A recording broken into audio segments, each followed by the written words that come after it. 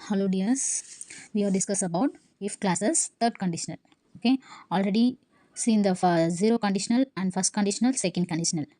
Okay, now we are going to look at the third conditional. Okay, same the second conditional third conditional unreal situation, உண்மை இல்லாத ஒரு விஷயம், impossible, hypothetical, imagine பண்ணி சொல்றது. ஓகேவா? இப்போ பாருங்க இதோட structure if plus past perfect comma subject plus would have plus verb.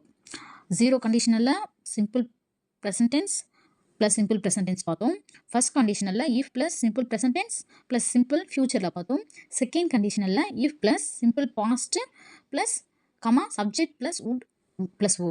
ஓகேவா? Second conditional if plus simple past comma subject plus would plus oh. Third conditional if plus past பர்ஃபெக்டில் subject வரணும் plus had participle. ஓகேவா? Past participle verb 3 அதோட வரணும்.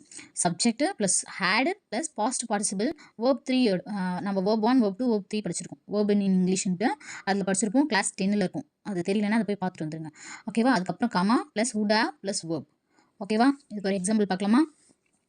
நான் நன்றாக படித்திருந்தால் நான் தேர்வில் பாஸ் ஆகியிருப்பேன்.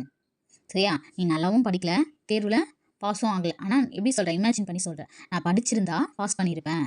அப்போது இங்கே பாருங்கள் ஸ்ட்ரக்சர் வச்சு இஃப், அடுத்தது சப்ஜெக்ட் என்னது, நான், ஐ, ஹேட், இதில் எது வேர்பு, படித்திருந்தால், படிக்கிறதுக்கு என்னது, ஸ்டடிட், அதோட பாஸ்ட் பார்ட்டிசிபிள் ஸ்டடிட், நன்றாக, well. If I had studied well, நான் தேர்வில் பாஸ் ஆகியிருப்பேன். I subject, would have, next இதோட வேர்ப் பாஸ் பண்ணுறது. So passed the exam. ஓகேயா? Got it? நீ நன்றாக விளையாடி இருந்தால் நீ வெற்றி பெற்றிருப்பாய். If I had played well you would have won. ஓகேயா? அவன் என்னுடன் வந்திருந்தால் நான் அங்கே போயிருப்பேன். If he had come with me, என்னுடன், I would have gone there. சரியா? அங்கே போகிறதுக்கு go went gone. ஓகேவா? ஸோ இதோட தேர்ட் ஃபார்ம் தான் இங்கே போடணும் நம்ம எல்லா இடத்துலையும். அது ஞாபகம் வச்சுக்கோங்க.